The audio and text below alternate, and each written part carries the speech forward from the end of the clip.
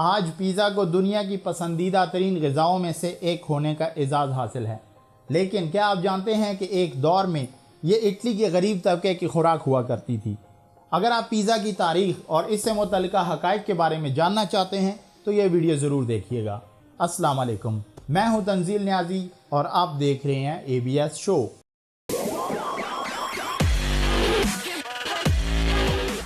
आपको ये जानकर यकीनन हैरत होगी कि पिज़्ज़ा की तारीख़ तकरीबन 3000 साल पुरानी है, लेकिन उस वक्त का पिज़्ज़ा आज के लजीज और दिलकश पिज़्ज़ा की तरह न था।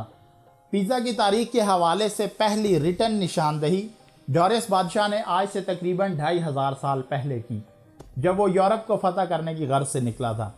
डोरियस लिखता है कि उसकी फ़ौजें अपनी ढाल पर गोल रोटी पकाने की बहुत शौकीन थी और वो अक्सर औक़ात इस रोटी में पनीर और खजूर की आमेज़श भी किया करते थे। इसी तरह सल्तनत रोम के ज़ेरे साया नेपल्स और पोम्पे के शहरों में भी पिज़्ज़ा की मौजूदगी के शवाहिद पाए गए हैं। ये दोनों शहर मौजूदा इटली में पाए जाते हैं। जब 70 क़ब्ल मसीह में पोम्पे का शहर विसुवियस आतिशफ़शां के फटने के नतीजे में नीस्तो नाबूद हो गया, तो आतिशफ़शां से निकलने वाले लावे और राख के नतीजे में अल्लाह ताला ने इस पूरे शहर को बकिया नस्ल इंसानी के लिए इबरत का निशान बना दिया।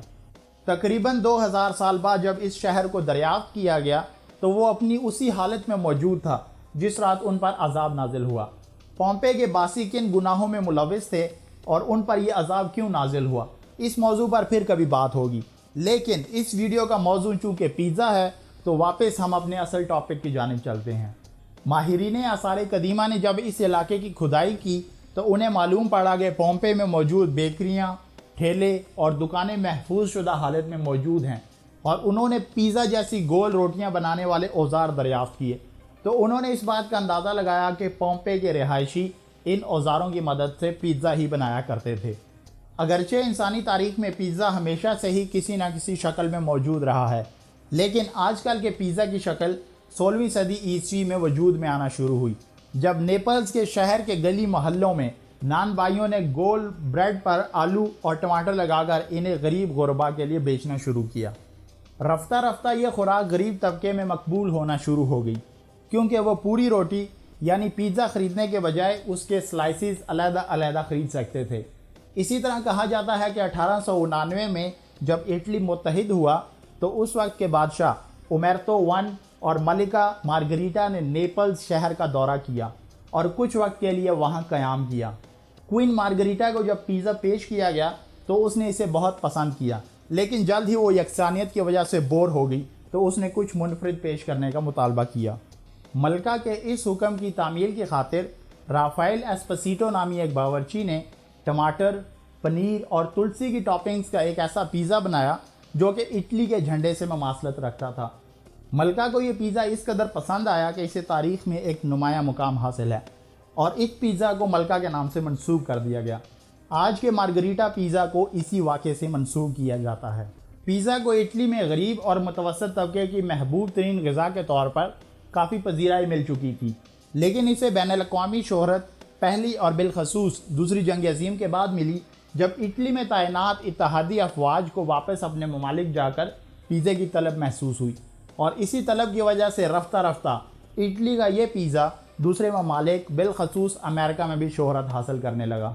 अमेरिका में वैसे तो दूसरी जंग अज़ीम तक ऐसी कई बेकरियां वजूद में आ चुकी थी जो पिज़्ज़ा बना रही थीं, लेकिन अमेरिका को पिज़्ज़ा से मुतारफ़ कराने वाली पहली बेकरी के मालिक का नाम गिनेरो लोम्बार्डी है, जिसने 1905 में अमेरिका की पहली पिज़्ज़ा शॉप बनाई थी। जैसा कि मैं पहले ही बता चुका हूँ कि पिज़्ज़ा हकीकत में इटली के गरीब अफराद की खुराक थी, इसलिए अमेरिका में कायम होने वाली इब्तदाई पिज़्ज़ा शॉप्स का गाहक भी अमेरिका में मौजूद गरीब इटालियन तबका था जो रोज़गार की तलाश में अमेरिका आए थे।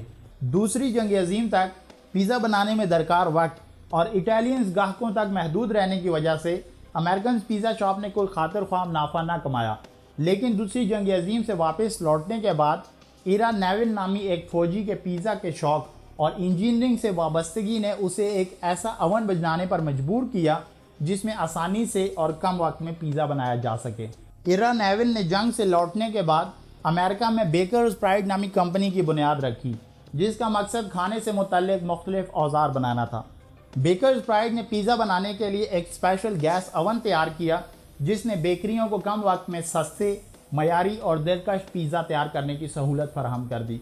यूँ रफ्ता रफ्ता 1945 के बाद ये खुराक गरीब इटालियंस तक ही महदूद ना रही, बल्कि इसकी कमर्शियल पैमाने पर पैदावार शुरू होगी, जिसका सबूत 1958 में पहले पिज़्ज़ा हट, 1960 में डोमिनोज और 1999 में पहले पापा जोन्स की बुनियाद है।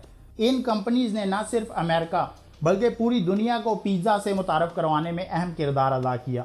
यही वजह है कि आज आपको दुनिया के हर मुल्क में इंटरनेशनल पिज़्ज़ा ब्रांड के साथ साथ मकामी बेकरियों के भी पिज़्ज़ा मिल जाएंगे, जिनका मकसद माशरे के मुतवसत तबके से लेकर अमीर तबके तक मुख्तलिफ अनवा इक़साम के पिज़्ज़े मुहैया करना है। गरीब अफराद के लिए शुरू की जाने वाली ये डिश आज पूरी दुनिया बिलखसूस अमेरिकन की ग़िज़ा का एक अहम हिस्सा बन चुकी है, जहाँ हर साल 3 खरब से ज़्यादा पिज़्ज़े खाए जाते हैं और पिज़्ज़ा की इंडस्ट्री सालाना 37 खरब का मुनाफा कमा रही है। मैं उम्मीद करता हूँ पिज़्ज़ा की इस दिलचस्प तारीख के हवाले से आपको ये वीडियो पसंद आई होगी।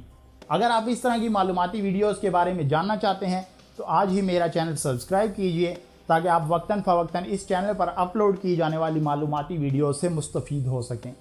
चैनल को सब्सक्राइब करने के लिए आपको इस वीडियो के नीचे मौजूद सुर्ख रंग के सब्सक्राइब बटन को दबाना होगा और उसके बाद बेल आइकॉन को भी दबा दीजिए, ताकि आपको नई आने वाली वीडियोज़ की इत्तला मिल सके।